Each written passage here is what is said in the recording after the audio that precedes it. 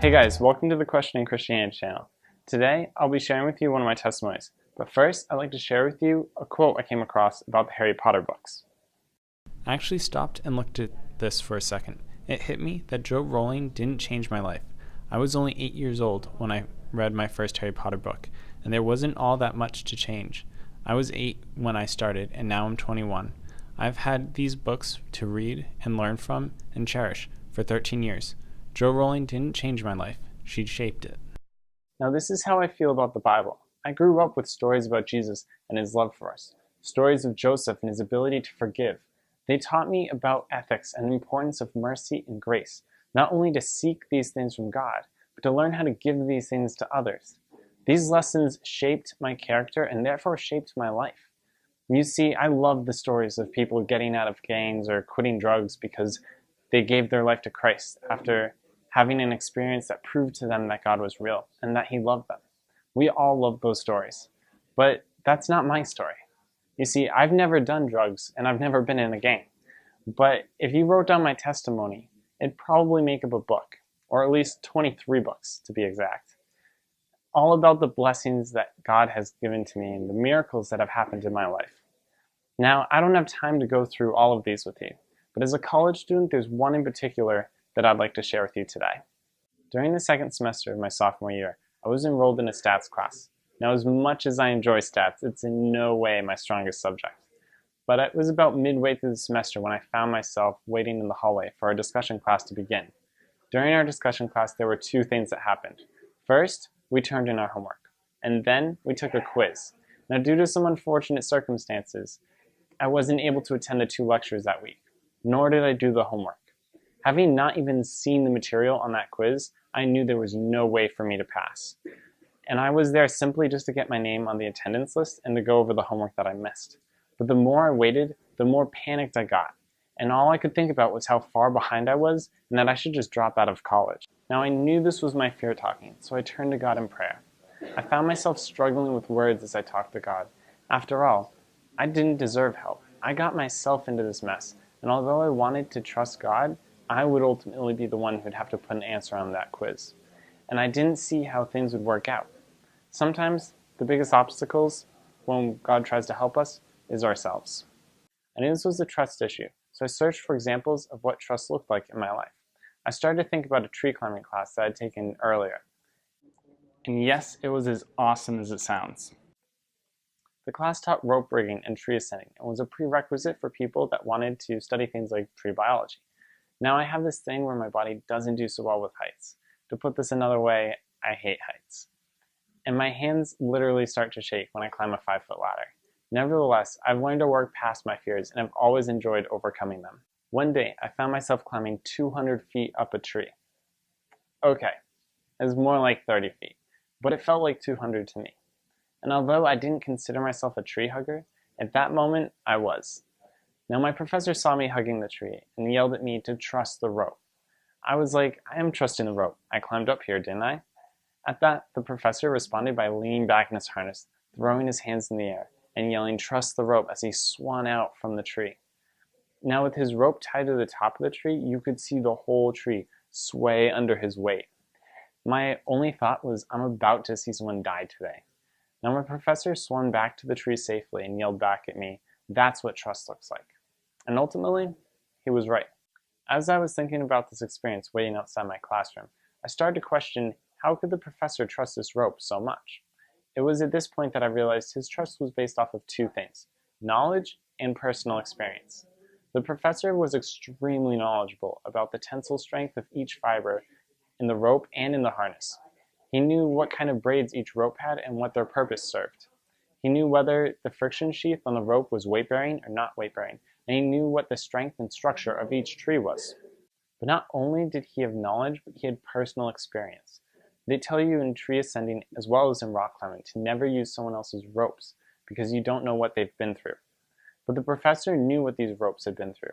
He had seen how they were used and how they were stored and inspected them before every single climb. He had also climbed with these ropes many times and had climbed these trees for several years now. I started to realize that his trust in the ropes was a lot like trusting in God.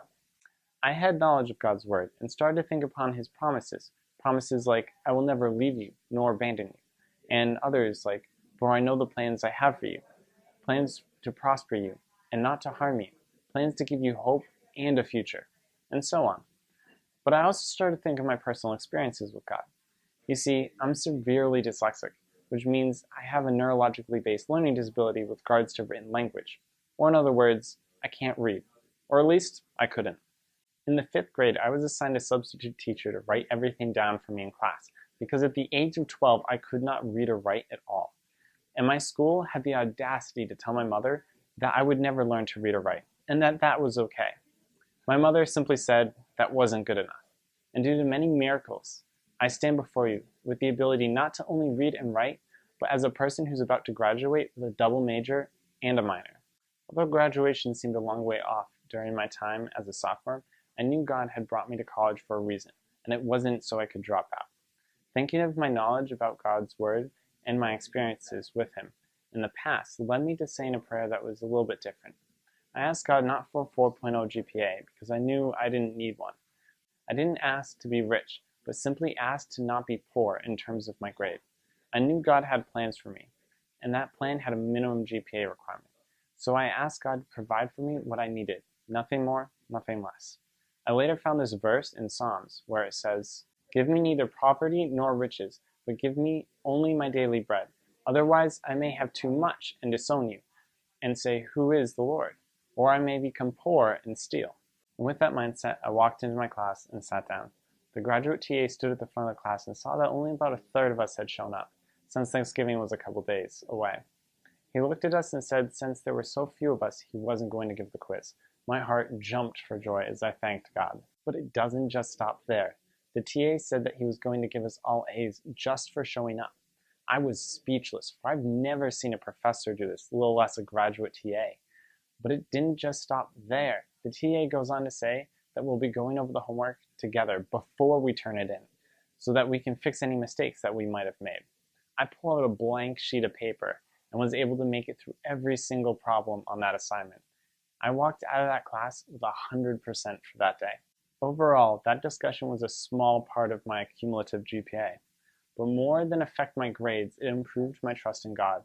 I had been in college long enough to know these things didn't just happen, and what I heard from my friends in other classes was that TA was the only one to do that. In other words, others ended up taking that quiz.